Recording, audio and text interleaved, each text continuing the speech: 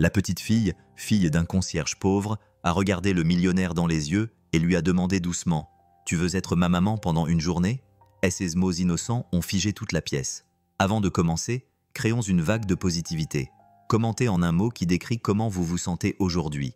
L'ascenseur en verre monta silencieusement vers le 42 et étage de la Richardson Tower, emmenant Madison Wells vers une autre réunion de conseil d'administration de routine. À 27 Hands, elle imposait le respect dans les salles de réunion de Paris. S's cheveux blonds platine étaient toujours parfaitement coiffés. Son blazer bleu azur royal était devenu une signature légendaire dans les milieux d'affaires. La Rolex à son poignet captait la lumière de l'après-midi qui filtrait à travers les baies vitrées. Un témoignage de l'empire qu'elle avait bâti à partir de rien. Madison avait appris tôt que les émotions étaient un handicap dans les affaires. Orpheline à 8 ans, elle avait été élevée par des parents éloignés qui la considéraient comme un fardeau. Elle s'était blindée d'ambition et d'une détermination glaciale. L'amour était un luxe qu'elle ne pouvait pas se permettre. Les relations amoureuses étaient des distractions dont elle n'avait pas besoin. Son appartement terrasse donnait sur Central Park. Son compte en banque avait plus de zéro que la plupart des gens ne pouvaient en compter, et son cœur avait plus de murs que Fort Knox. Les portes de l'ascenseur s'ouvrirent pour révéler le hall en marbre étincelant de Richardson Enterprises, où elle était la plus jeune PDG de l'histoire de l'entreprise. S's talons claquaient sur le sol poli alors qu'elle se dirigeait vers la salle de conférence, l'esprit déjà concentré sur les projections trimestrielles et les stratégies de marché. Elle remarqua à peine le personnel d'entretien qui travaillait discrètement en arrière-plan, invisible dans son monde de costumes de pouvoir et de contrats d'1 million de dollars. Madame Wells, son assistante, Juliette, l'interpella, légèrement essoufflée d'avoir essayé de suivre son rythme. Le comte Peterson nécessite votre attention immédiate et les investisseurs de Tokyo attendent votre appel. Madison acquiesça brièvement, S&S yeux verts, scrutant déjà les documents qu'elle tenait entre S&S mains. Elle vivait pour CEKO contrôlé, s'épanouissait sous la pression qui aurait écrasé des mortels moins aguerris.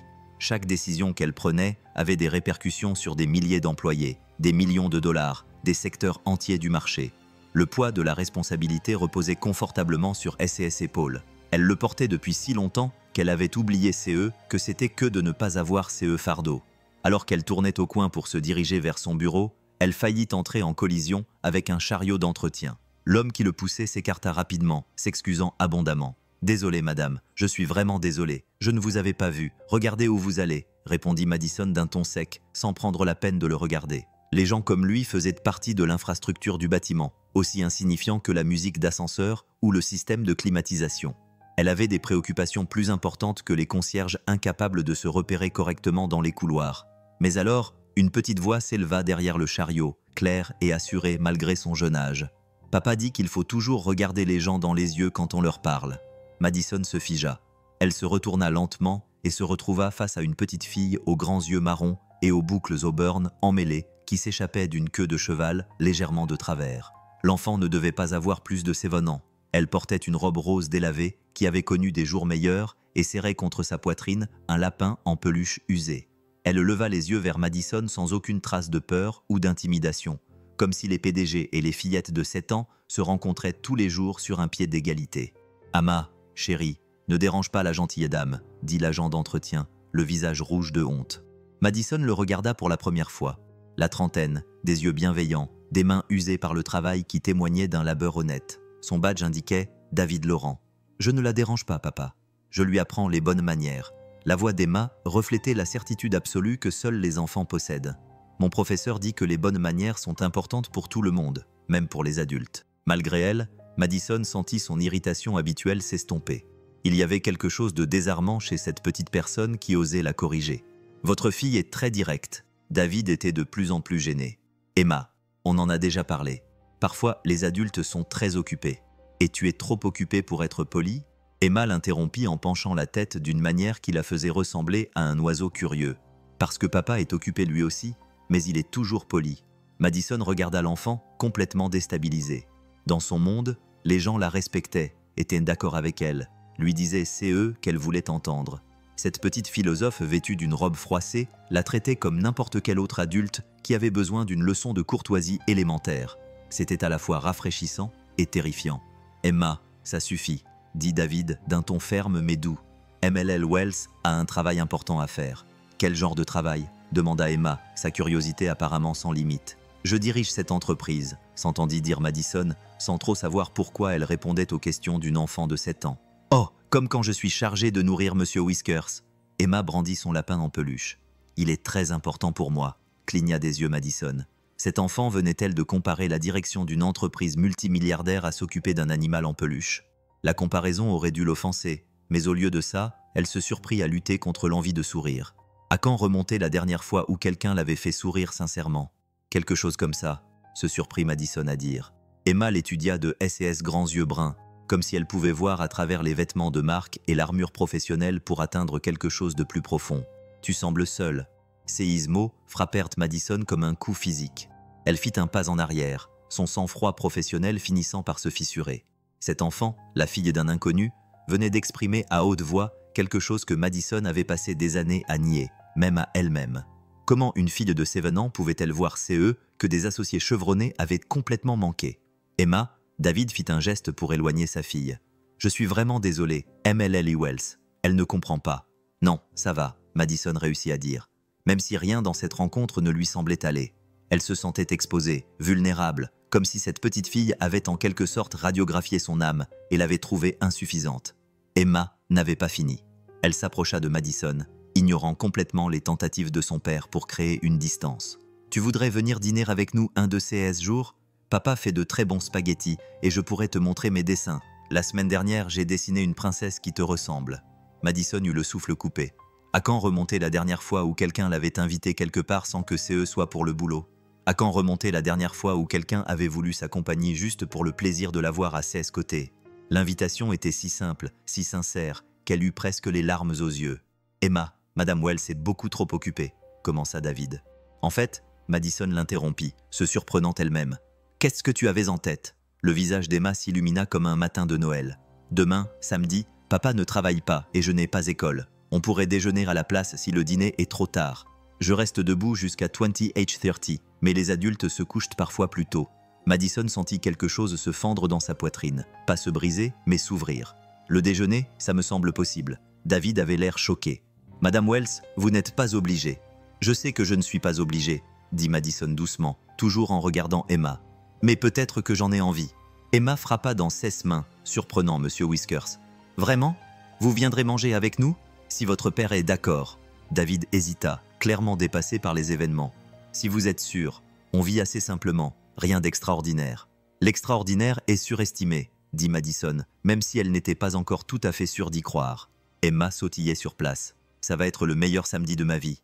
Attends que je le dise à Miguel, l'ami de papa, à l'hôpital. »« À l'hôpital ?» Madison tendit l'oreille. L'expression de David changea, devenant prudente. « Emma a des rendez-vous médicaux, rien de grave. » Mais Madison perçut le léger tremblement dans sa voix, la façon dont la main d'Emma se posa inconsciemment sur son flanc. Il y avait plus que ça.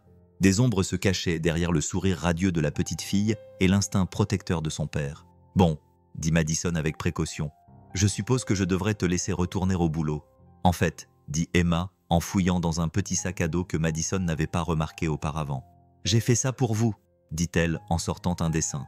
Des bonhommes allumettes avec d'énormes sourires, l'un grand avec des cheveux blonds, l'autre plus petit avec des boucles brunes, et un autre de taille moyenne avec des yeux bienveillants.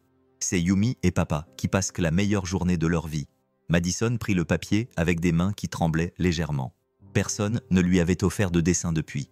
Elle ne se souvenait pas que quelqu'un lui en ait jamais offert. Le dessin était de travers et les personnages ressemblaient plus à des extraterrestres qu'à des personnes. Mais c'était la plus belle chose qu'elle ait possédée depuis des années.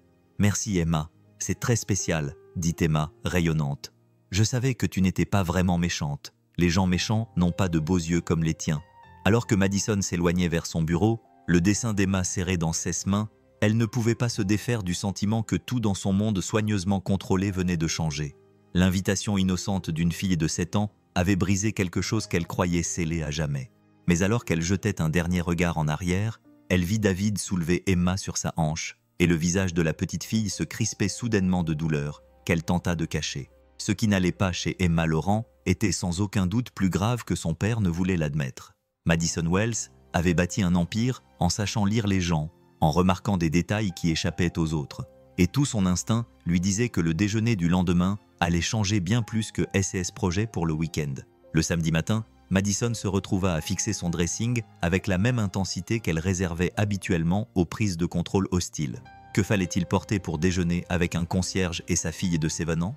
Son armure habituelle de costume de créateur semblait inappropriée, mais elle ne possédait littéralement rien de décontracté. Toute sa garde-robe était conçue pour la conquête, pas pour le confort.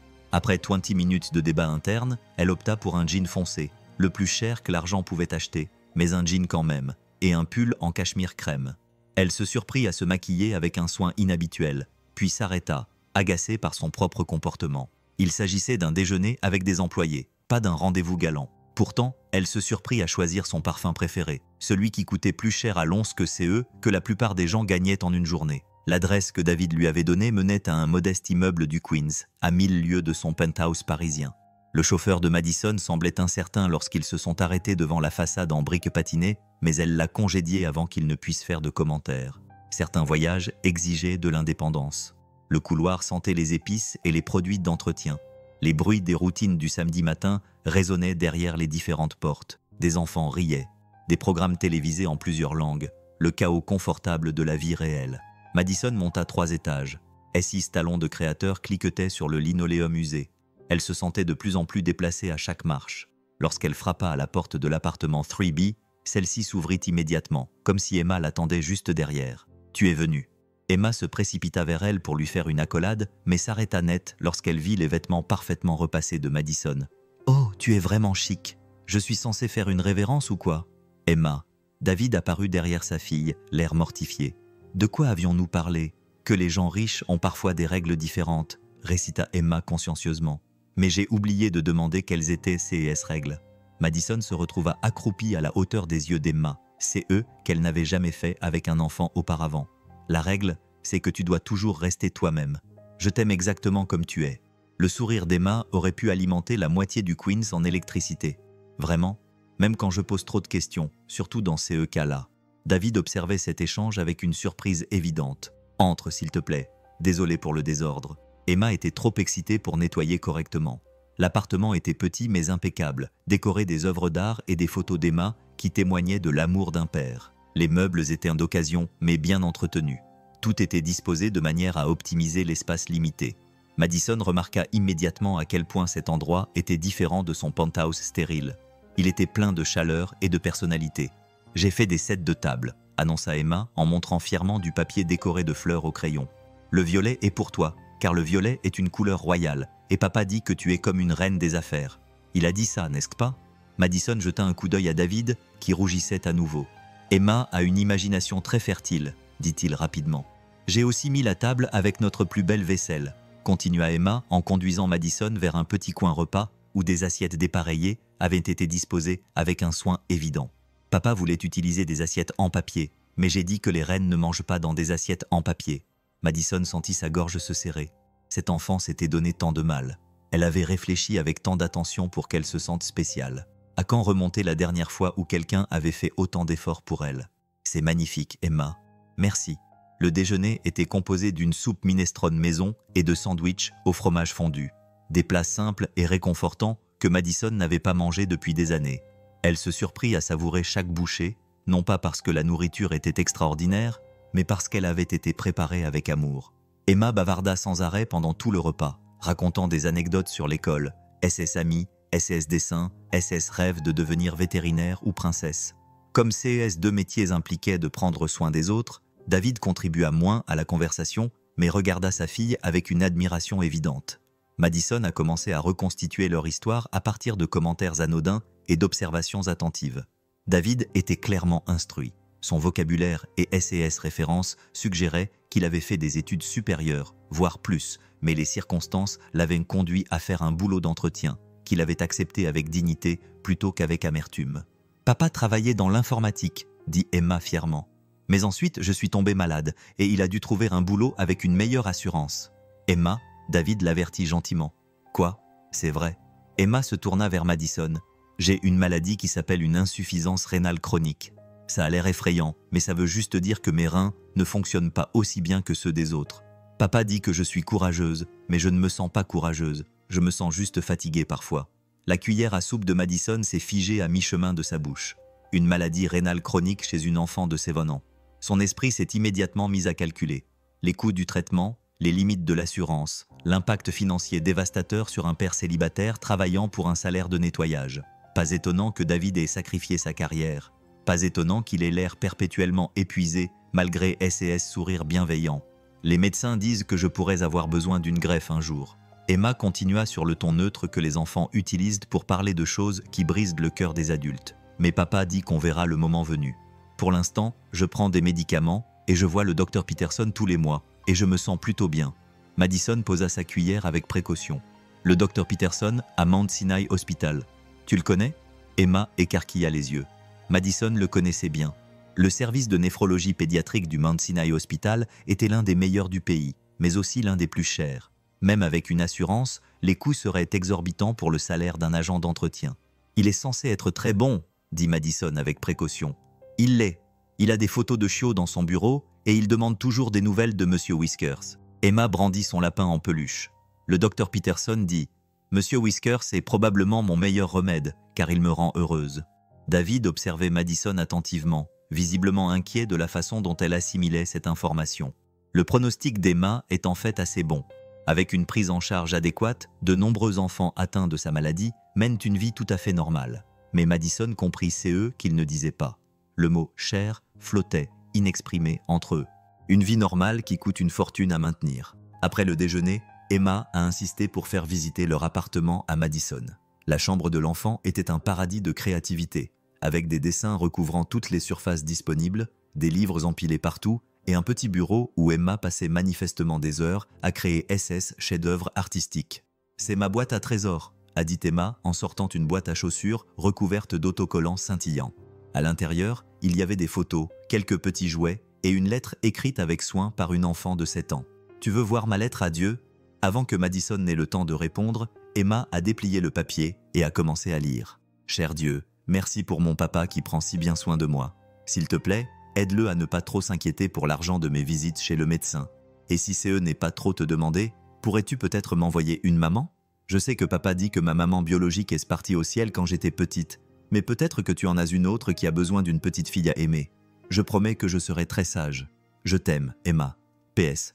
Même si Whiskers te dit bonjour. » Madison sentit les larmes lui monter aux yeux pour la 2e fois en 2 jours. Cet enfant, cette petite fille courageuse et optimiste, faisait face à des problèmes médicaux qui auraient brisé la plupart des adultes. Et son plus grand souhait n'était pas la santé ou la richesse, mais l'amour d'une mère. « C'est une très belle lettre », réussit à dire Madison. « J'en écris une chaque semaine, » dit Emma fièrement. « Papa ne sait pas pour la partie maman. Je ne veux pas qu'il se sente mal de ne pas pouvoir tout être pour moi, mais parfois je me demande que CE serait d'avoir quelqu'un pour me tresser les cheveux ou m'aider à choisir mes robes ou me raconter des histoires sur leur enfance. » Le cœur de Madison se serra un peu plus. Elle jeta un coup d'œil vers le salon où David faisait la vaisselle, leur laissant probablement de l'espace exprès. Cet homme avait tout sacrifié pour sa fille, avait renoncé à sa carrière et à SS Rêve pour s'assurer qu'elle reçoive les soins médicaux dont elle avait besoin, et pourtant, il ne pouvait pas lui donner la seule chose qu'elle désirait le plus. « Emma, » dit Madison avec précaution, « hypothétiquement parlant, si tu pouvais avoir une mère pendant une journée, que voudrais-tu faire avec elle ?» Les yeux d'Emma s'illuminèrent d'une telle joie que Madison regretta presque d'avoir posé la question. « Oh, on pourrait aller faire du shopping et elle pourrait m'aider à choisir une très jolie robe. Et puis on pourrait peut-être se faire peindre les ongles de la même couleur. Et elle pourrait me faire une de ces tresses sophistiquées comme celles des princesses dans les films. Et on pourrait organiser un goûter avec Monsieur Whiskers. Et elle pourrait me raconter des histoires sur moi quand j'étais bébé. » Chaque souhait touchait Madison comme une petite flèche en plein cœur. Ce n'étaient pas des demandes de jouets coûteux ou d'aventures exotiques. C'étaient les désirs simples d'une petite fille qui voulait connaître l'amour maternel, même si CE n'était que pour quelques heures. « Ça semble être une journée parfaite, » dit Madison doucement. « Tu crois ?» Emma hésita, soudainement timide. « Tu penses que tu pourrais être ma maman juste pour un jour? Fais juste semblant. Je sais que tu es probablement trop occupée à être une reine des affaires, mais... » « Emma, » dit-elle dans un murmure à peine audible. « Je sais que c'est idiot, » s'empressa d'ajouter Emma. « Mais tu as l'air d'être vraiment douée pour les trucs de maman. Et tu as de beaux cheveux qui seraient jolis à côté des miens sur les photos. Et tu sens les fleurs, et je pense que c'est comme ça que les mamans devraient sentir. » Madison regarda cet enfant remarquable qui lui offrait un cadeau inestimable. Emma ne demandait pas d'argent, ni d'aide médicale, ni rien que la richesse de Madison pouvait facilement lui procurer. Elle demandait quelque chose de bien plus précieux et effrayant. Une partie du cœur de Madison, un aperçu de l'amour maternel que Madison n'avait jamais connu et qu'elle n'avait jamais pensé vouloir. « Ton papa serait d'accord avec ça ?» demanda finalement Madison. « Je pense que oui. Papa veut que je sois heureuse. Et être ta fille fictive pendant une journée me rendrait vraiment, vraiment heureuse. » Madison regarda autour d'elle dans la chambre d'Emma, observant toutes les preuves d'une enfant farouchement aimée par son père, mais il manquait quelque chose d'essentiel. La lettre d'Emma à Dieu semblait briller dans son écrin. Une supplication d'une fillette de 7 ans pour le genre d'amour dont Madison s'était convaincue pendant des années qu'elle n'avait pas besoin. « Alors peut-être, » dit Madison, la voix légèrement étranglée. « On devrait lui demander. » Emma jeta ses bras autour du cou de Madison avec un tel enthousiasme qu'elles faillirent toutes deux tomber. « Vraiment ? Tu veux vraiment être ma maman pendant une journée ?» Alors que Madison tenait dans ses bras cette petite fille courageuse, belle et bouleversante, elle réalisa que la question n'était pas de savoir si elle voulait être la mère d'Emma pendant une journée. La question était de savoir si elle avait le courage d'ouvrir suffisamment son cœur pour aimer quelqu'un qu'elle devrait inévitablement laisser partir. Mais en regardant dans les yeux bruns pleins d'espoir d'Emma, Madison sut qu'elle était déjà perdue. Demain, elle retournerait dans son royaume d'entreprise et derrière ses murs soigneusement érigés. Mais aujourd'hui, dans ce petit appartement rempli d'amour, de rêves et de factures médicales, elle n'était qu'une femme à qui on avait demandé d'être la mère de quelqu'un. Et pour la première fois de sa vie d'adulte, elle ne voulait rien de plus que dire oui. Le dimanche matin s'annonçait frais et clair, le genre de journée d'automne qui peignait Central Park de nuances dorées et ambrées. Madison se tenait devant le miroir de sa salle de bain, se maquillant avec la même précision qu'elle apportait aux réunions du conseil d'administration, mais ses mains tremblaient légèrement. Aujourd'hui, elle ne se préparait pas à être Madison Wells, PDG. Aujourd'hui, elle allait essayer d'être la mère de quelqu'un. Le plan qu'ils avaient convenu était simple. Madison irait chercher Emma à Niner et elles passeraient toute la journée ensemble à faire des activités mère-fille. David avait d'abord protesté. Madame Wells avait sûrement de meilleures façons de passer son week-end, mais l'enthousiasme d'Emma l'avait convaincue. La petite fille avait à peine dormi, trop excitée à l'idée de passer une journée avec sa maman fictive. Le téléphone de Madison vibra, signalant un SMS de David. Emma est réveillée depuis 5 heures du matin et se prépare. Je te préviens, elle porte tous les bijoux qu'elle possède et a essayé de se boucler les cheveux. Merci de faire ça. Ça compte plus que tu ne le penses. Quand Madison est arrivée à l'appartement, Emma a ouvert la porte en portant une robe jaune vif qui jurait magnifiquement avec son collier de perles en plastique, ses barrettes à paillettes et CE qui semblait être du rouge à lèvres appliqué avec plus d'enthousiasme que d'habileté. Elle avait l'air absolument ridicule et complètement parfaite. « Comment je suis ? Est-ce que j'ai l'air d'être ta fille ?» Emma tournait sur elle-même, sa robe virevoltant autour d'elle. « Tu es magnifique, » dit Madison honnêtement. « Mais d'abord, montons à l'étage et laisse-moi t'aider avec ton rouge à lèvres. » Les mères aident toujours leurs filles à se maquiller. Le cri de joie d'Emma pouvait probablement être entendu à 3 pâtés de maison. Leur premier arrêt fut Bloomingdale's, où Madison avait organisé une séance de shopping personnalisée. Emma se tenait dans le rayon enfant, bouche bée, submergée par le vaste choix de vêtements. Elle touchait tout délicatement, comme si les tissus risquaient de disparaître si elle les manipulait trop brutalement. « Je peux vraiment choisir n'importe quoi ?» murmura Emma. « Dans les limites du raisonnable », répondit Madison, même si elle avait déjà décidé mentalement que le raisonnable était un concept flexible aujourd'hui. Emma choisit une robe bleu marine à petites fleurs blanches, élégante et adaptée à son âge, faisant preuve d'un sens naturel du style qui surprit Madison. Alors qu'elle se dirigeait vers la cabine d'essayage, Emma a pris la main de Madison avec une affection désinvolte, et Madison a senti son cœur s'emballer. À quand remonter la dernière fois où quelqu'un lui avait tenu la main simplement parce qu'il voulait être proche d'elle ? Pendant qu'Emma essayait la robe, Madison s'est mise à choisir d'autres articles. Un cardigan rose pâle, des collants blancs, une paire de jeans Mary en cuir verni qui donnerait à Emma l'impression d'être une princesse. La vendeuse a supposé qu'elle faisait des achats pour sa fille, et Madison ne l'a pas corrigé. Pour aujourd'hui, c'était exactement CE qu'elle faisait. « Cette robe me donne-t-elle l'air adulte ?» a demandé Emma, en essayant sa sélection devant le miroir à 3 volets. « Elle te donne l'air d'être la plus belle fille de 7 ans de New York », a répondu Madison. « CE qui est bien mieux que d'avoir l'air adulte. » Leur prochaine étape était un salon haut de gamme pour enfants où Emma a eu sa première coupe et coiffure pro. La coiffeuse, charmante par les bavardages d'Emma sur sa journée de maman imaginaire, a fait la tresse élaborée dont Emma rêvait, en y tissant de petites fleurs en soie. « On dirait Ray Ponce !» s'exclama Emma en se regardant dans le miroir du salon. « Plus belle que Ray Ponce !» dit Madison en prenant des photos avec son téléphone. Elle n'avait jamais été du genre à immortaliser les moments importants. Sa vie était trop planifiée, trop prévisible pour permettre des photos spontanées. Mais aujourd'hui, c'était différent. Aujourd'hui, ça valait la peine d'être immortalisé. Le déjeuner a eu lieu au Palm Court de la Plaza, où Emma s'est assise bien droite sur sa chaise et a utilisé S&S meilleures manières à table. Le serveur, pensant clairement que Madison dînait avec sa fille, a fourni à Emma un réhausseur et un menu enfant sans qu'on le lui demande. Madison a commandé un service à thé pour deux, observant les yeux d'Emma s'écarquiller devant le plateau à plusieurs étages rempli de petits sandwichs et de pâtisseries délicates. « Est-ce ainsi que les gens riches mangent tous les jours ?» demanda Emma en choisissant soigneusement un sandwich au concombre. « C'est comme ça que les mères et leurs filles mangent quand elles veulent se sentir spéciales, » répondit Madison. Emma réfléchit sérieusement à cette question. « Alors je pense que j'aimerais me sentir spéciale plus souvent. »« Tu es spéciale, Emma. Chaque jour. » L'après-midi passa à toute vitesse, avec une multitude d'activités que Madison n'avait jamais expérimentées, mais dont Emma avait clairement rêvé. Elles se sont fait faire une manucure assortie, avec un vernis rose pâle qu'Emma a déclaré parfait pour les princesses et les reines des affaires. Elles ont visité le magasin Boutique American Feel, où Emma a choisi une poupée qui lui ressemblait beaucoup, avec une petite robe bleu marine identique à celle qu'elle portait. Maintenant, elle aussi peut se souvenir de cette journée, a expliqué Emma en serrant sa nouvelle poupée dans S&S bras.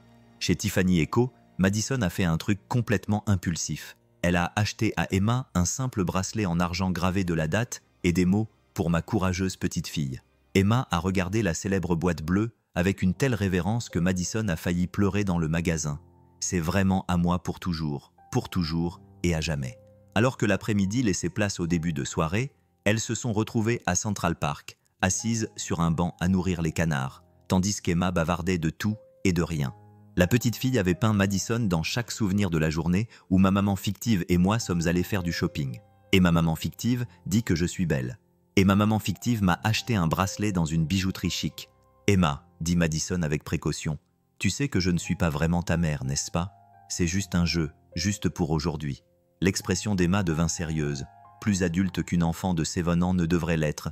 Je sais, mais c'est vraiment agréable de faire semblant. Et peut-être que si je fais assez semblant, ça deviendra vrai un jour. Madison sentit quelque chose se briser et se reconstruire simultanément dans sa poitrine. Et si je pouvais être plus qu'une simple maman de substitution? Pas ta vraie mère, mais peut-être quelqu'un qui se soucie de toi, quelqu'un qui veut faire partie de ta vie. Le visage d'Emma s'illumina d'une joie si pure que Madison se demanda comment elle avait pu penser qu'elle ne voulait pas d'enfant. Tu veux dire comme une fée marraine, mais qui vient te rendre visite tout le temps, et pas seulement en cas d'urgence? Quelque chose comme ça. Emma jeta S&S bras autour du cou de Madison, et cette fois, Madison ne se soucia pas de froisser S&S vêtements ou de se décoiffer. Elle serra cette petite fille remarquable dans S&S bras et sentit les murs qu'elle avait construits au fil des décennies s'écrouler en poussière. « Je peux te dire un secret ?» murmura Emma. « Bien sûr. J'ai écrit une autre lettre à Dieu hier soir. Je lui ai dit « Merci de t'avoir envoyé, même si CE n'est que pour faire semblant. Et je lui ai demandé de t'aider à ne plus être seule, parce que je ne pense pas que les reines devraient être seules. » Madison ferma les yeux, submergée par la profondeur de l'amour et de la sagesse de cette petite personne. « Qu'est-ce qui te fait penser que je me sens seule? Tes yeux. Ils sont vraiment jolis, mais parfois ils ont l'air tristes. Comme si tu attendais depuis longtemps que quelqu'un t'aime. » La justesse de cette analyse coupa le souffle à Madison. Cet enfant la voyait plus clairement que personne ne l'avait jamais vue. Emma avait regardé au-delà des vêtements de marque et de la réussite professionnelle et avait vu la petite fille effrayée et solitaire qu'était Madison à l'âge de 8 ans, celle qui n'avait jamais cessé de rêver d'avoir sa propre famille. Lorsque David est arrivé pour chercher Emma, il les a trouvées toujours assises sur le banc du parc. Emma s'était blottie contre Madison, tandis que celle-ci lisait à haute voix un livre qu'elles avaient acheté. L'histoire d'une petite fille qui trouve une fée marraine dans l'endroit le plus inattendu. « Vous avez passé une bonne journée ?» demanda David. Mais son sourire s'estompa lorsqu'il vit les joues baignées de larmes de Madison. « La meilleure journée de notre vie. » Emma bondit pour lui montrer sa nouvelle robe. Est-ce stress? Est-ce ses ongles vernis? Son bracelet en argent? « Regarde, papa. Regarde comme ma maman d'emprunt m'a rendue belle. » David a regardé attentivement le visage de Madison. « Ça va ?» Madison a hoché la tête, n'osant pas parler. Elle n'allait pas bien. Elle était transformée. Cette journée avec Emma lui avait montré CE qui lui manquait, CE qu'elle avait peur de vouloir. L'amour n'était pas une faiblesse ou un handicap. L'amour était le sens de tout. « Merci », a dit David doucement. Elle n'a pas arrêté de parler de cette journée. Ça signifiait tout pour elle. Ça signifiait tout pour moi aussi, répondit Madison. Alors qu'il se préparait à partir, Emma serra Madison dans ses bras avec l'intensité féroce de quelqu'un qui pourrait ne pas revoir sa personne préférée avant longtemps. « Tu viendras me rendre visite bientôt? Pas pour faire semblant, mais pour de vrai. Aussi souvent que tu voudras, promit Madison. » En rentrant seule à son appartement, Madison sentit le poids familier de la solitude s'installer sur ses épaules. Mais ce soir, c'était différent. Ce soir, elle n'était pas seule par choix. Elle était seule à cause des circonstances, et les circonstances pouvaient changer. Son téléphone vibra, signalant un SMS de David. « Merci encore pour aujourd'hui. » Emma s'est endormie en serrant sa nouvelle poupée et en portant son bracelet. Elle dit qu'elle est la fille la plus chanceuse du monde parce qu'elle a la meilleure maman fictive qui soit. PS. Elle veut savoir si les mamans fictives peuvent venir aux réunions parents-professeurs. Madison fixa le SMS pendant un long moment, puis répondit. « Dis-lui que les mamans fictives peuvent faire tout CE que les vraies mamans peuvent faire si c'est CE que tout le monde veut. » La réponse arriva immédiatement. Elle dit que c'est CE qu'elle veut plus que tout. Et honnêtement, après vous avoir vu ensemble aujourd'hui, je pense que c'est peut-être aussi CE que tu veux. Madison posa son téléphone et regarda autour d'elle son appartement immaculé et vide. Pour la première fois de sa vie d'adulte, le succès lui semblait vide de sens. Tout l'argent et le pouvoir du monde ne pouvaient combler le vide laissé par Emma dans son cœur. Demain, elle retournerait chez Richardson Enterprises dans son bureau d'angle, avec SES rapport trimestriel. Mais ce soir, elle était une femme qui avait passé une journée parfaite à être la mère de quelqu'un et qui planifiait déjà sa prochaine visite. Elle sortit son ordinateur portable et commença à taper un email à son assistante. « Juliette, veuillez libérer mon agenda pour samedi prochain après-midi. J'ai un rendez-vous très important avec une fillette de 7 ans qui pense que je pourrais être une bonne marraine fée. Certaines transformations se sont produites lentement, au fil d'années de changements prudents, mais d'autres se sont produites en un seul jour. Lorsqu'une petite fille courageuse a posé la bonne question à quelqu'un qui avait attendu toute sa vie pour l'entendre. Madison Wells était toujours la PDG la plus puissante de New York. Mais maintenant, elle était aussi quelque chose de bien plus important. Elle était la mère choisie d'Emma Laurent, et elle était enfin vraiment chez elle. Le lundi matin ramena Madison à la Richardson Tower, mais elle ne pouvait pas se concentrer sur les projections trimestrielles ou les analyses de marché. Son esprit ne cessait de vagabonder vers le rire d'Emma, vers la façon dont la petite fille lui avait tenu la main avec tant de confiance, vers le vide profond qu'elle avait ressenti en rentrant seule dans son appartement. Toutes les quelques minutes, elle se surprenait à toucher la petite photo encadrée sur son bureau, une photo de leur journée ensemble. Emma rayonnait dans sa robe bleu marine, tandis que Madison souriait plus sincèrement que sur n'importe quelle photo d'entreprise. Son assistante Juliette remarqua immédiatement le changement. « Vous semblez différente aujourd'hui, MLL Wells. Plus détendue. » Madison faillit éclater de rire. Détendue n'était pas le mot juste. Elle avait l'impression d'avoir été retournée comme un gant et reconstruite à partir de zéro. « Juste un bon week-end, » répondit-elle. Mais son téléphone vibra avec un SMS de David qui la fit sourire involontairement. Emma a porté son bracelet à l'école et a parlé à tout le monde de sa maman imaginaire. Son professeur veut savoir si vous êtes disponible pour la journée des métiers le mois prochain. Pas de pression, mais Emma a répété sa présentation. Voici ma marraine fée. Elle dirige une grande entreprise et réalise les rêves. Madison souriait encore quand son téléphone a sonné. L'identifiant de l'appelant indiquait « Hôpital Saint-Louis » et son sang s'est glacé. Elle a répondu tout de suite, craignant le pire. « Madame Wells, ici le Dr Peterson du service de néphrologie pédiatrique. J'espère que mon appel ne vous dérange pas, mais Emma Laurent a parlé de vous lors de son rendez-vous ce matin. Je crois comprendre que vous êtes devenu proche de la famille. Emma va bien ?» La voix de Madison était plus aiguë qu'elle ne l'aurait voulu. « Emma va bien, c'est d'ailleurs pour ça que j'appelle. SI's derniers examens montrent des changements inquiétants. Sa fonction rénale a baissé plus vite que prévu. Nous devons discuter de l'accélération de son traitement. » Madison sentit le sol se dérober sous ses pieds. Qu'est-ce que ça veut dire exactement? Ça veut dire qu'Emma va avoir besoin d'une greffe de rein beaucoup plus tôt que prévu, peut-être dans les 6 à 8 prochains mois plutôt que dans plusieurs années. Et j'ai peur des coûts. La voix du Dr Peterson s'éteignit diplomatiquement. « L'argent n'est pas un problème, dit immédiatement Madison. Tout c'est eux dont Emma a besoin. Madame Wells, j'apprécie votre préoccupation, mais les frais d'une greffe de rein pédiatrique, y compris les examens préopératoires, l'opération elle-même, les soins post-opératoires et les médicaments immunosuppresseurs à vie. On parle d'un montant initial de plus d'un demi-million de dollars et de frais continus d'au moins 50 000 dollars par an pour une durée indéterminée. » Madison cherchait déjà son chéquier. J'ai dit que l'argent n'était pas un problème. Il y a une autre complication. Emma est du groupe sanguin B négatif, CE qui est assez rare. Trouver un donneur compatible pourrait prendre des mois, voire des années, par les voies normales. Et vu que SS fonction décline, le temps presse. Madison avait plein de questions en tête. Groupe sanguin B négatif, ça lui semblait familier, mais elle ne savait pas pourquoi. Et les donneurs vivants, des membres de la famille? Monsieur Laurent a déjà été testé. Malheureusement, il n'est pas compatible, et Emma n'a pas d'autres parents vivants à notre connaissance. Nous l'avons inscrite sur la liste nationale des transplantations, mais les reins pédiatriques sont rares, et son groupe sanguin rend la tâche encore plus difficile. Après que le docteur Peterson ait raccroché, Madison s'est assise dans son bureau, fixant l'horizon de la ville, mais ne voyant que les yeux bruns confiants d'Emma. 8 mois, peut-être moins. Cette petite fille courageuse et magnifique, qui avait ouvert le cœur de Madison, n'avait peut-être plus beaucoup de temps pour attendre un miracle. Ce soir-là, Madison se rendit en voiture dans le Queens sans prévenir. Elle avait besoin de voir Emma, besoin de se rassurer en voyant que la petite fille allait toujours bien, qu'elle se battait toujours. Lorsque David ouvrit la porte, son visage était marqué par l'inquiétude, et elle comprit qu'il avait reçu le même appel du docteur Peterson. « Elle ne sait pas à quel point c'est grave », dit David doucement, en conduisant Madison à la cuisine pendant qu'Emma regardait des dessins animés dans le salon. « Je ne veux pas l'effrayer plus que nécessaire, mais tu sais… » David acquiesça, les mains tremblant légèrement tandis qu'il versait le café dont aucun d'eux ne voulait. Il y a 6 mois, le médecin a dit qu'il nous restait des années. Maintenant, il ne pouvait pas finir sa phrase. « David, je veux t'aider. Les frais médicaux, je ne peux pas te laisser faire ça. » La voix de David était ferme, malgré son épuisement évident. « Tu en as déjà trop fait.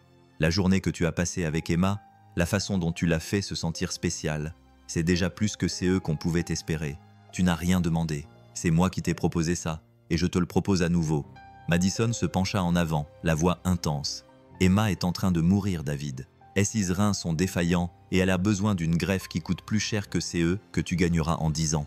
Ta fierté ne vaut pas sa vie. » David sursa comme si elle l'avait giflé. « Tu crois que je ne le sais pas? Tu crois que je n'ai pas tout envisagé? J'ai déjà envisagé de vendre tous CE que je possède, de contracter des emprunts que je ne pourrai jamais rembourser. Mais même avec ton aide, l'argent ne résout qu'une partie du problème. Il nous faut encore un donneur. » Madison resta silencieuse pendant un long moment. Le docteur Peterson a parlé de donneurs vivants. En quoi ça consiste exactement? Quelqu'un avec un groupe sanguin et des marqueurs tissulaires compatibles donnerait un rein. Le donneur peut mener une vie tout à fait normale avec un seul rein, mais l'opération comporte des risques et nécessite un temps de convalescence. David secoua la tête. Il faudrait que CE soit quelqu'un qui aime vraiment Emma, quelqu'un prêt à subir une opération chirurgicale majeure pour un enfant qui n'est même pas le sien. Avant que Madison n'ait le temps de répondre, Emma est apparue dans l'embrasure de la porte, vêtue de son pyjama et serrant Monsieur Whiskers dans 16 bras. « Vous parlez encore de mes reins? Parce que je vous ai dit que je me sentais bien. Un peu fatigué, mais bien. » L'expression de David a immédiatement changé, devenant radieuse et rassurante. « Juste des discussions ennuyeuses d'adultes, ma chérie. MLLI, Madison est venue te rendre visite. » Le visage d'Emma s'illumina. « Vraiment? Vous êtes venu me lire une histoire avant de dormir? J'ai 3 nouveaux livres de la bibliothèque et l'un d'eux a des images de princesses qui vous ressemblent. » Madison eut la gorge serrée.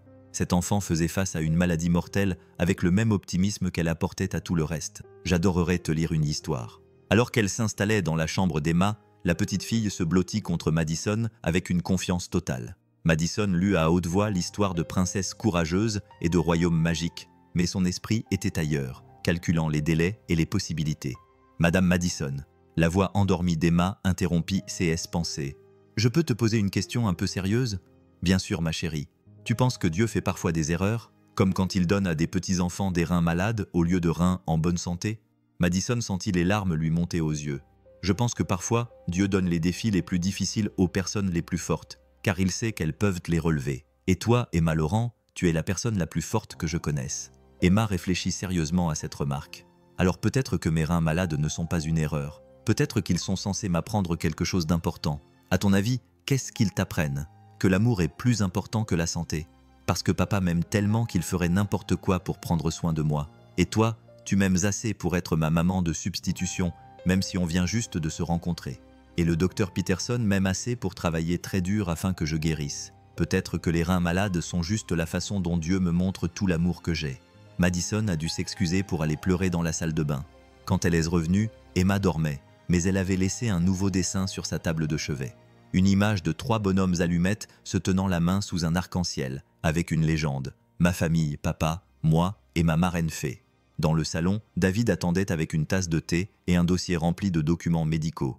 J'ai réfléchi à ce que tu as dit, a-t-il commencé doucement, à propos du fait que la fierté ne valait pas la vie d'Emma. Tu as raison. Si tu es sérieux au sujet de l'aide pour les frais médicaux, je ne refuserai plus. La vie d'Emma est plus importante que mon ego. Bien. Mais David, il y a autre chose que je dois te dire. Madison a pris une grande inspiration. Je veux passer des tests pour voir si je peux être donneuse. La tasse de café de David a claqué contre la soucoupe. Madison, tu n'es pas sérieuse, tu nous connais à peine. Tu as une entreprise à diriger, une vie à vivre. Tu ne peux pas prendre le risque d'une opération chirurgicale majeure pourquoi? Pour une petite fille qui m'a demandé d'être sa mère pendant une journée et qui est devenue par hasard la personne la plus importante de ma vie, a répondu Madison d'une voix calme et déterminée.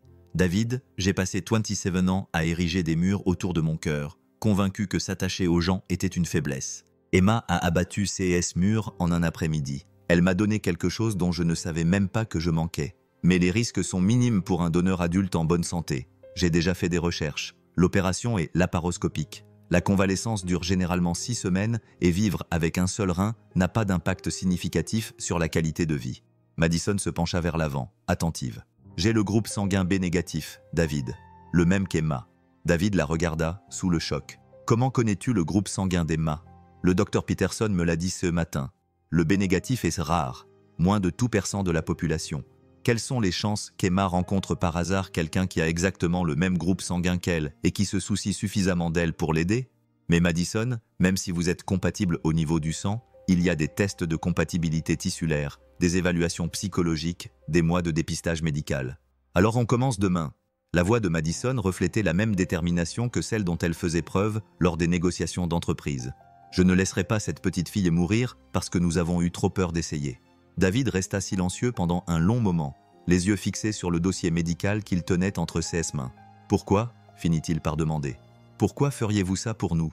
Madison pensa à la lettre d'Emma à Dieu, à la solitude dans son propre cœur qui avait été comblée par une journée d'amour maternel, à la façon dont Emma avait vu au plus profond de son âme et avait choisi de l'aimer malgré tout.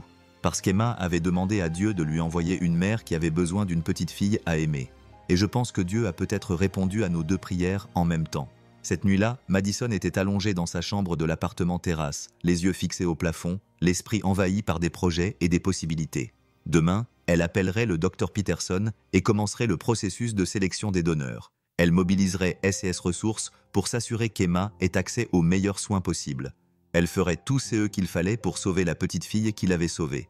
Mais derrière SES Projet et sa détermination, elle était de plus en plus convaincue que cette histoire était plus qu'une simple coïncidence. Groupe sanguin B négatif, une fille de 7 ans sans famille vivante à part son père, une PDG orpheline à 8 ans qui ne connaissait pas SES propres antécédents médicaux.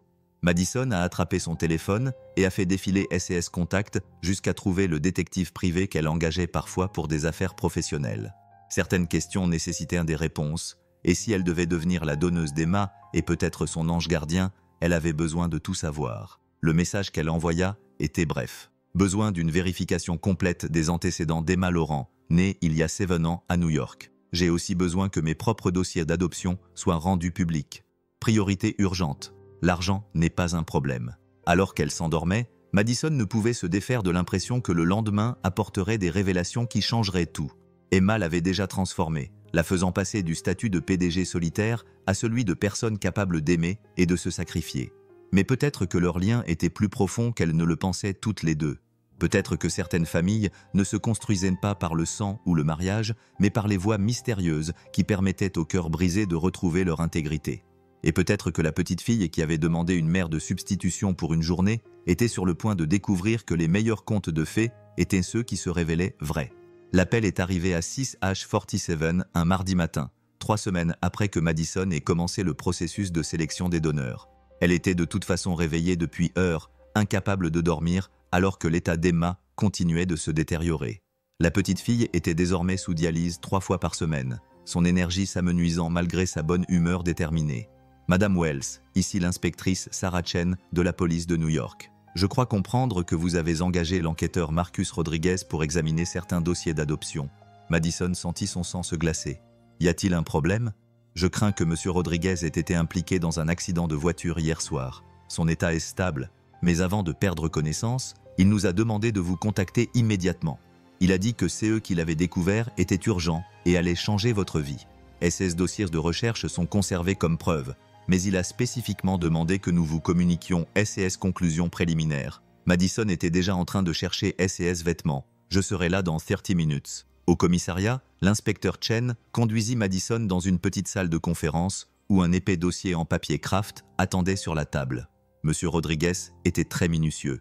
Avant de continuer, je dois vous demander si vous êtes prête à accepter la possibilité que CES informations soient difficiles à assimiler. Dites-moi simplement CE qui l'a découvert. L'inspecteur Chen a ouvert le dossier avec précaution. Il y a 20 ans, une jeune femme nommée Isabella Laurent est morte en couche à l'hôpital Saint-Louis. Elle avait 18 ans, était célibataire et vivait dans la rue. Le bébé a survécu. Une petite fille en bonne santé du groupe sanguin B négatif. Les mains de Madison ont commencé à trembler. Continuez. Isabella Laurent avait un frère aîné, David Laurent, qui avait 15 ans à l'époque et était placé en famille d'accueil. Le système l'a jugé trop jeune pour s'occuper d'un nourrisson et le bébé a donc été proposé à l'adoption.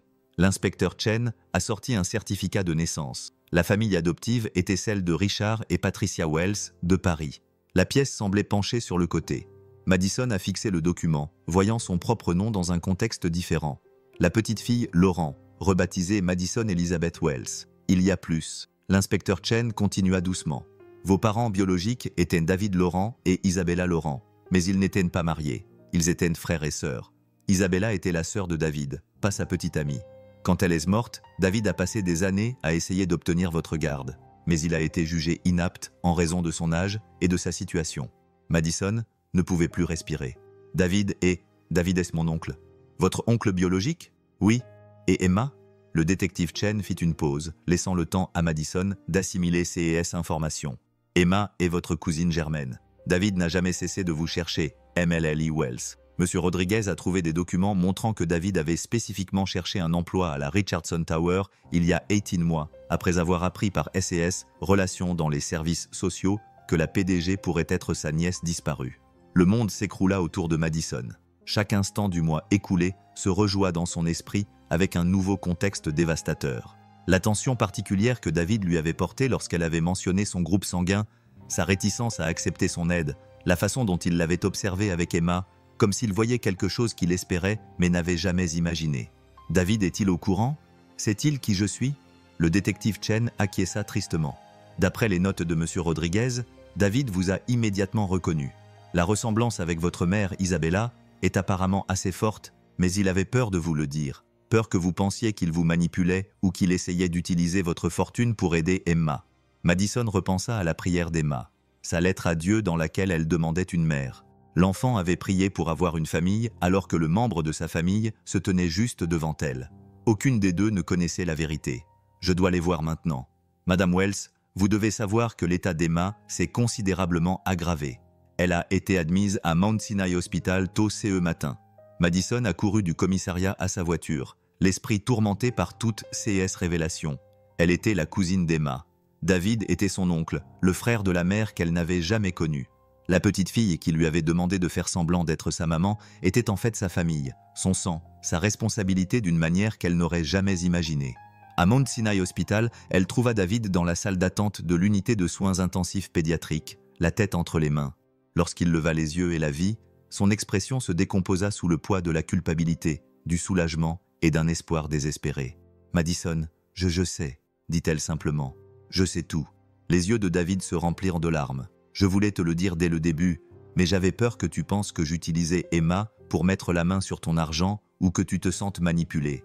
Et puis, quand tu as commencé à t'attacher à elle, quand j'ai vu à quel point elle te rendait heureux, je n'ai pas supporté l'idée de risquer de perdre ça. » Madison s'assit à côté de lui.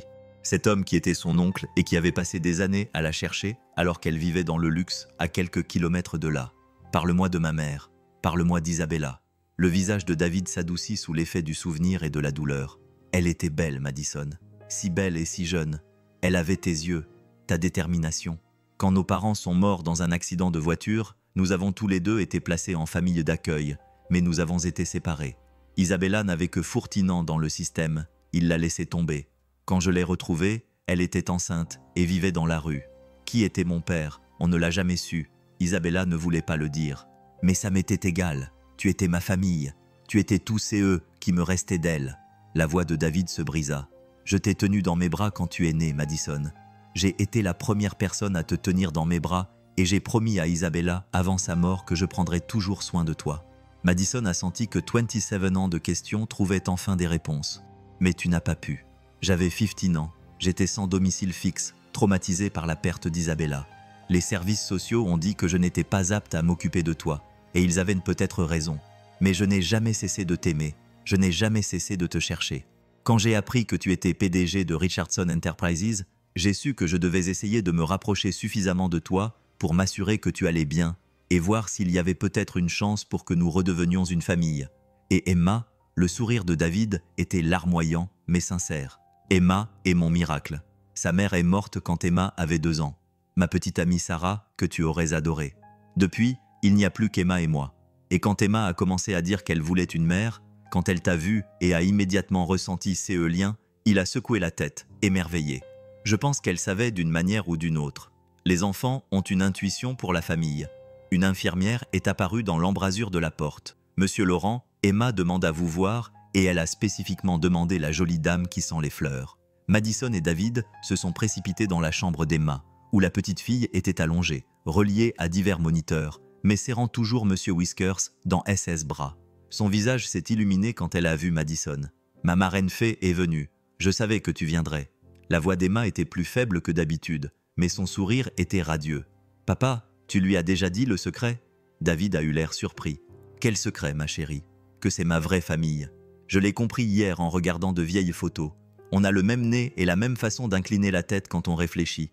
En plus, Dieu ne m'aurait pas envoyé une fausse maman qui a exactement le même groupe sanguin que moi, à moins qu'elle ne soit censée être ma vraie famille depuis le début. » Madison fixait cette remarquable fillette de 7 ans qui avait intuitivement compris que les adultes avaient caché pendant des décennies. « Je me doutais que tu savais, mais je n'en étais pas sûr jusqu'à que je vois comment toi et papa vous regardez, comme si vous vous souveniez de quelque chose que vous aviez oublié depuis longtemps. » Emma tendit la main vers celle de Madison. « Es-tu ma cousine? Parce que ça te rendrait encore plus génial qu'une maman de substitution.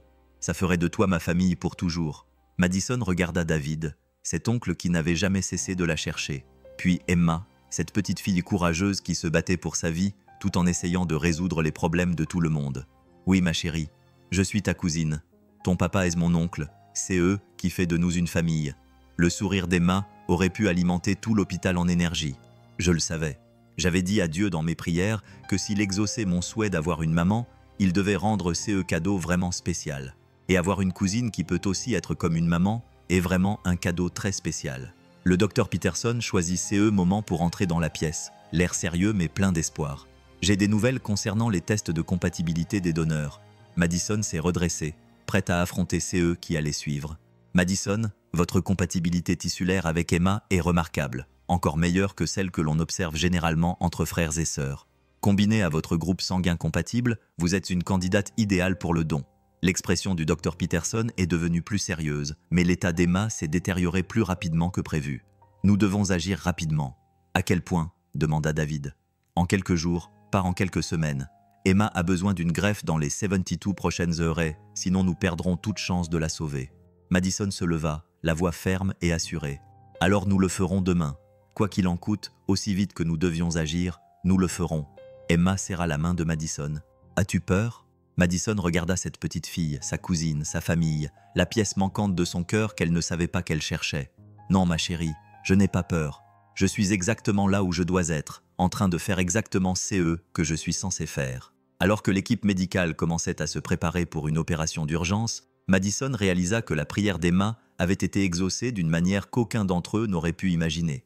La petite fille avait demandé à Dieu une mère, et Dieu lui avait envoyé quelque chose d'encore mieux. Sa vraie famille était revenue vers elle juste à temps pour lui sauver la vie.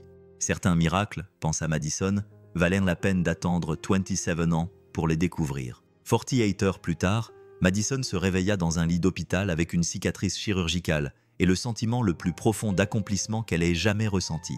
La greffe de rein avait été un succès total. Son rein sain fonctionnait déjà parfaitement dans le petit corps d'Emma, filtrant les toxines et donnant à la petite fille une chance de mener une vie normale et saine.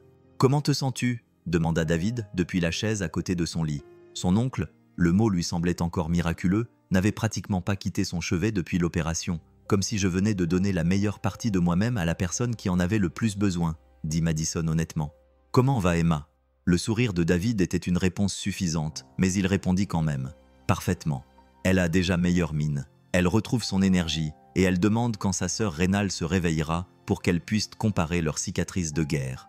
Le docteur Peterson est entré avec les derniers résultats des tests d'Emma et un sourire qui parlait de miracles médicaux. Madison, ton rein fonctionne super bien dans le corps d'Emma. Son taux de créatinine est normal pour la première fois depuis des mois. Et tous les indicateurs montrent que cette greffe lui donnera des décennies de vie en bonne santé. Et mon pronostic? Excellent. Vivre avec un seul rein n'aura pas d'impact significatif sur ton mode de vie. Tu devras passer des examens réguliers et éviter les sports de contact. Mais sinon, tu peux t'attendre à mener une vie tout à fait normale. Le docteur Peterson fit une pause, son expression devenant plus personnelle.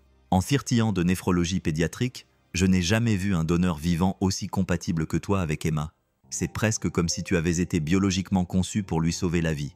Plus tard dans l'après-midi, quand Madison a enfin eu le droit de marcher, David l'a emmenée en fauteuil roulant dans le couloir jusqu'à la chambre d'Emma. La petite fille était assise dans son lit, les joues roses de santé pour la première fois depuis que Madison la connaissait, expliquant avec enthousiasme à Monsieur Whiskers comment fonctionnait la greffe de rein. Madison. La joie d'Emma était incandescente. « Regarde, je peux m'asseoir sans avoir le vertige, et les infirmières ont dit que je pourrais manger une glace demain parce que mon nouveau rein fonctionne très bien. » Madison s'installa prudemment sur la chaise à côté du lit d'Emma, émerveillée par cette transformation. C'était la même enfant qui était épuisée quelques jours auparavant. Elle était maintenant pleine de vie. « Comment te sens-tu, ma chérie ? » Comme si j'avais reçu le plus beau cadeau de la meilleure cousine qui soit. Emma a pris la main de Madison avec l'affection naturelle qui caractérisait leur relation depuis le début. « Papa m'a tout raconté sur votre enfance et sur ma grand-mère Isabella, dont je porte le prénom. Tu savais que mon deuxième prénom est Isabella ?» Madison a senti les larmes lui monter aux yeux. « Non, je ne le savais pas. Emma Isabella Laurent, a annoncé fièrement Emma. Papa dit que je lui ressemble beaucoup, et comme tu es sa fille, ça veut dire que je te ressemble aussi. On est sœurs de rein et cousines, et on se ressemble. C'est comme si Dieu avait tout prévu à la perfection. » Au cours des semaines suivantes, alors que Madison et Emma se remettaient, la profondeur de leur lien familial continua de se révéler. Madison emménagea temporairement dans l'appartement de David pour aider à s'occuper d'Emma après son opération. Et pour la première fois de sa vie d'adulte, elle a connu la joie chaotique de vivre dans une vraie famille. Emma, pleine d'énergie grâce à son nouveau rein en bonne santé, s'est lancée à fond dans la création de liens avec sa sœur rénale. Elles cuisinaient ensemble, se peignaient les ongles avec des couleurs assorties et avaient de longues conversations sur tout, de leurs livres préférés à leurs rêves pour l'avenir. Madison a enseigné à Emma le monde des affaires et le leadership, tandis qu'Emma a appris à Madison à trouver de la joie dans les petits moments et l'importance des histoires avant de s'endormir. David, qui n'était plus accablé par les factures médicales et l'inquiétude désespérée pour la santé d'Emma, a repris sa vraie vocation dans la programmation informatique. Madison avait discrètement fait en sorte qu'il soit embauché comme responsable de la sécurité informatique chez Richardson Enterprises, un poste qui lui permettait d'utiliser SS compétences et qui était suffisamment rémunéré pour offrir à Emma tous CE dont elle avait besoin. « Tu n'as pas à prendre soin de nous », a protesté David lorsque Madison lui a présenté l'offre d'emploi. « On est une famille maintenant, on prend soin les uns des autres. »« Exactement », répondit Madison. « La famille prend soin de la famille, et Emma va avoir besoin de frais de scolarité dans 11 ans, en plus des suivis médicaux réguliers, et probablement de quelques robes plus chics pour les occasions spéciales. » 3 mois après la greffe, Madison avait retrouvé toute sa force et partagé son temps entre Richardson Enterprises et l'appartement de la reine, qui était devenu sa deuxième maison. Emma était en pleine forme, son niveau d'énergie était normal. Elle avait repris sa croissance et son optimisme avait contaminé tout son entourage. « Madison, » dit Emma un soir, alors que Madison l'abordait dans son lit. « Je peux te poser une question importante ? » ?»« Toujours. Tu crois que ma maman biologique serait fière de nous ? De la façon dont on s'est retrouvés et dont on est devenus une vraie famille ?» Madison pensa à Isabella Laurent, la jeune fille de Eighty-Nine qui était morte en mettant Emma au monde, qui n'avait jamais su que sa fille grandirait pour sauver la nièce qu'elle n'avait jamais rencontrée. « Je pense qu'elle serait incroyablement fière. Je pense qu'elle aimerait savoir que sa fille a sauvé l'enfant de sa sœur et que nous avons tous retrouvé notre famille. » Emma acquiesça solennellement. « Je le pense aussi. Et je pense qu'elle a probablement aidé Dieu à trouver comment faire pour que tout s'arrange. » 6 mois après la greffe, par un samedi matin ensoleillé à Central Park, Madison et Emma étaient assises sur leur banc préféré à nourrir les canards pendant que David installait un pique-nique à proximité. Emma, maintenant âgée de 8 ans et rayonnante de santé, parlait avec enthousiasme de son projet de devenir médecin spécialisé dans l'aide aux enfants malades. « Je veux être comme le docteur Peterson, sauf que j'aurai des chiots dans mon cabinet au lieu de juste des photos de chiots », a annoncé Emma. « Et je dirai à tous mes patients que les reins, c'est comme l'amitié. On peut les partager avec les gens qu'on aime, et tout le monde en ressort plus fort. » Madison a souri en regardant cette petite fille incroyable qui avait changé sa vie en posant une simple question quelques mois auparavant. Emma voulait une mère pour un jour et avait accidentellement découvert une cousine pour la vie.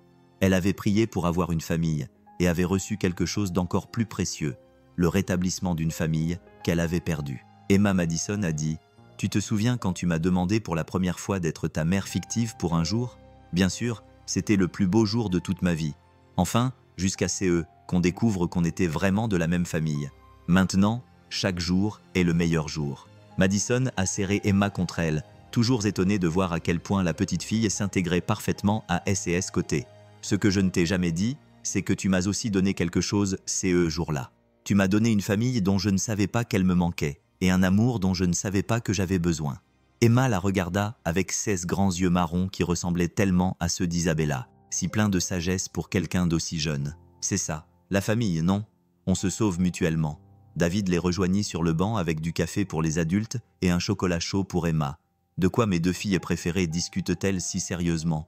Comment on s'est sauvés mutuellement ?» répondit simplement Emma. « Madison a sauvé mes reins, j'ai sauvé sa solitude, et tu nous as sauvés toutes les deux en n'abandonnant jamais la recherche de notre famille. » Madison regarda C.S. deux personnes qui étaient devenues tout son univers. David, l'oncle qui n'avait jamais cessé de la chercher, et Emma, la petite fille dont la prière désespérée avait, d'une manière ou d'une autre, traversé 27 ans pour les réunir tous. Elle pensa à l'appartement stérile qu'elle ne fréquentait plus que rarement. L'empire commercial qui semblait autrefois être tout, les murs qu'elle avait construits pour se protéger afin de ne pas trop s'attacher. « Vous savez, dit Madison, je pensais autrefois que le succès signifiait avoir le plus d'argent, le plus grand bureau et le plus de pouvoir. Que pensez-vous que cela signifie maintenant ?» demanda Emma. Madison regarda autour d'elle leur petit pique-nique en famille, les dessins d'Emma collés au réfrigérateur de David avec des aimants, les photos qui recouvraient les murs de l'appartement et qui témoignaient de leur parcours, de parfaits inconnus à une famille. Elle pensa aux histoires avant de se coucher, aux manucures assorties et à la façon dont Emma l'appelait encore sa sœur de cœur avec tant de fierté. « Maintenant, je pense que le succès, c'est d'avoir des gens qui t'aiment exactement comme tu es et de les aimer exactement comme ils sont en retour. » Emma acquiesça d'un signe de tête. « C'est bien mieux que l'argent. Bien mieux, » acquiesça Madison. Alors que le soleil se couchait sur Central Park, peignant le ciel de nuances dorées et roses, Madison ressentit une paix qu'elle n'avait jamais connue auparavant. Emma avait obtenu son miracle, un rein en bonne santé et une famille qui l'aimerait pour toujours. David avait obtenu son miracle, sa nièce était revenue et sa fille était sauvée. Et Madison avait eu le plus grand miracle de tous. Elle avait appris que le cœur qu'elle pensait trop abîmé pour aimer attendait en fait juste la bonne famille pour le guérir. Certaines histoires se terminent par « ils vécurent heureux ». Mais les meilleures histoires, Madison s'en rendit compte, se terminent par « ils vécurent heureux pour toujours et à jamais ». Parce que le vrai amour n'a pas de fin. Il ne fait que grandir. Un jour à la fois, une histoire à la fois, un dîner en famille à la fois. Emma Laurent avait demandé à Dieu de lui envoyer une mère. Et Dieu lui avait envoyé quelque chose d'encore mieux. Il lui avait envoyé un foyer. Et pour la première fois de sa vie, Madison Wells savait exactement où était son foyer. Ce n'était pas dans un appartement de luxe, ni dans une salle de réunion, ni sur un compte en banque. Sa maison était là où résonnait le rire d'Emma, là où la présence douce de David apportait de la stabilité. Là où la famille se réunissait pour prendre soin les uns des autres, sa maison était eux trois ensemble pour toujours. La petite fille qui avait autrefois écrit des lettres à Dieu pour lui demander une mère était devenue la réponse à la prière qui avait réuni toute une famille. Et parfois, dans les moments calmes entre les bavardages d'Emma et les histoires de David, Madison aurait pu jurer qu'elle sentait Isabella Laurent leur sourire, fière de la famille que sa fille avait créée grâce à son courage, son amour et la croyance inébranlable d'une enfant de 8 ans au miracle. Elles étaient toutes des femmes Laurent, Isabella, Madison et Emma, liées à travers les générations par le sang, par choix et par les voies mystérieuses de l'amour qui refusent de rester enfouies, peu importe le nombre d'années qui passent ou les obstacles qui se dressent sur leur chemin, et elles étaient chez elles. Pensez-vous qu'une vraie famille se forme par les liens du sang ou par le choix du cœur? N'oubliez pas de nous écrire dans les commentaires et de partager cette histoire avec ceux qui l'aiment.